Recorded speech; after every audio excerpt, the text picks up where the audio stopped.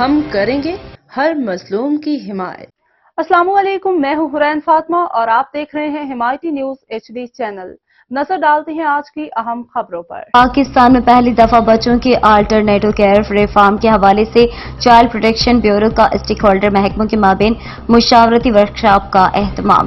Chairperson child protection welfare bureau member صوبائی assembly Punjab سارا احمد کی ورکشاپ میں خصوصی شرکت۔ ورکشاپ کا اہتمام یونیسیف پاکستان کے اشتراک سے آلٹرنیٹو کیئر ریفارم کے موضوع پر کیا گیا۔ ورکشاپ میں پنجاب میں بچوں کے لیے متبادل کیئر کے انتظام کے حوالے سے تبادلہ خیال کیا گیا۔